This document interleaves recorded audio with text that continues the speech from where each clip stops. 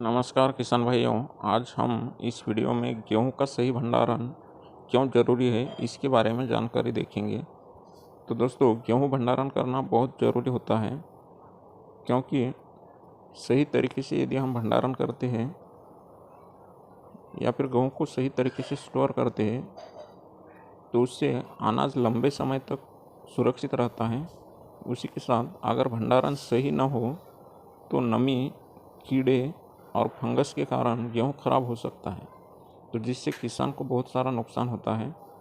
तो सही भंडारण से न सिर्फ अनाज की गुणवत्ता बनी रहती है, बल्कि बाज़ार में अच्छे दाम भी मिल सकते हैं। गेहूँ या ज्वार का सही भंडारण कैसे करें इसके बारे में स्टेप बाय स्टेप यहाँ पर हम जानकारी देखेंगे।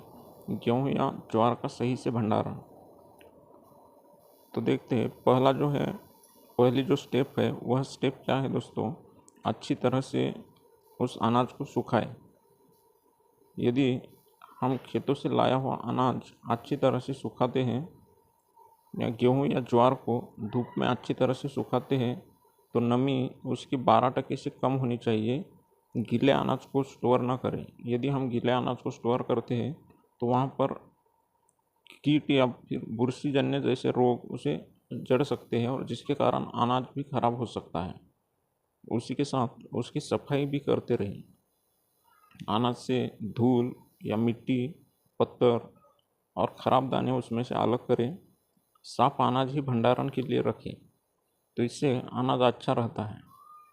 तो आगे देखते हैं, तीसरी जो स्टेप है वह है उस अनाज को हम धूप में सुखाने के बाद और उसमें से उसकी साफ़ सफाई करने के बाद उसे ठंडा करें। सुखाने और सफाई के बाद अनाज को कुछ समय के लिए खुली हवा में ठंडा होने दें, फिर भंडारण करें।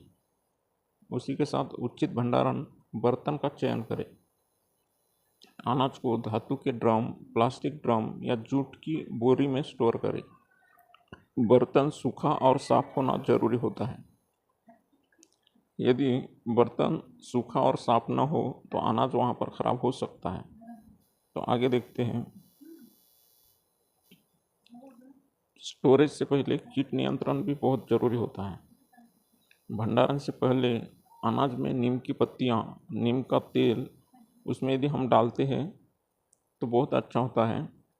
कीटनाशक भी मिला सकते हैं ताकि कीट ना लगे, तो इससे अनाज अच्छा रहता है, उसे कीट लगती नहीं है।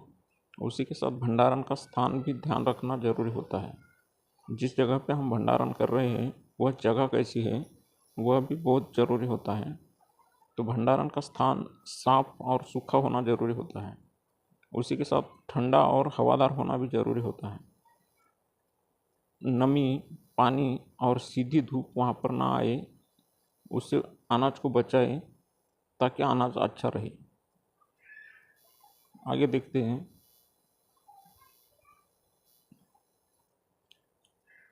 नियमित जांच करें। समय समय पर अनाज की जांच करें। नमी, कीट या फफूंदी होने पर तुरंत आवश्यक उपाय करें। कुछ ध्यान रखने योग्य बातें, नमी 12% से अधिक न हो। यदि नमी 12% से अधिक हो तो वह अनाज गीला है यह समझ लेना। उसे अच्छे से सुखाना बहुत ज़रूरी होता है, तो ही अनाज बहुत दिनों तक अच्छे से रहता है।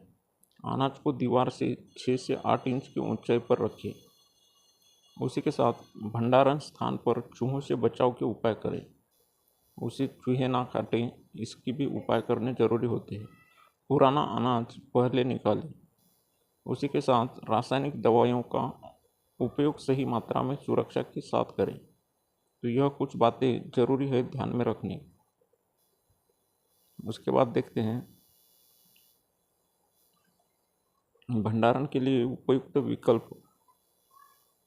तो दोस्तों, धातु के ड्रम में भी हम अनाज को स्टोर कर सकते हैं। उसी के साथ प्लास्टिक के ड्रम में भी हम अनाज को स्टोर कर सकते हैं, या फिर जूट की बोरियों में भी हम अनाज को स्टोर कर सकते हैं।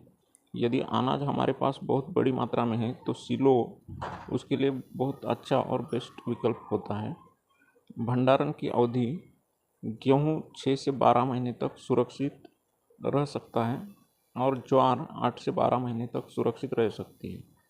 तो सही भंडारण से ही अच्छी गुणवत्ता रहती है। उसी से हमें ज़्यादा लाभ भी मिलता है, अच्छा दाम मिलता है। तो सही से यह जो स्टेप बताए हैं उसी स्टेप से अनाज को स्टोर करें ताकि अनाज सुरक्षित रहे और अच्छा दाम भी मिले और खाने के लिए भी अच्छा अनाज हमें रहे। तो इस तरह से दोस्तों अनाज को स्टोर करें। वीडियो को लास्ट तक देखने के लिए बहुत बहुत धन्यवाद दोस्तों। यदि जानकारी अच्छी लगी हो तो वीडियो को लाइक करें, शेयर करें और चैनल को यदि सब्सक्राइब नहीं किया है तो सब्सक्राइब करें और बेल आइकॉन को भी प्रेस करें। मिलते हैं ऐसे ही एक नए वीडियो में। धन्यवाद दोस्तों।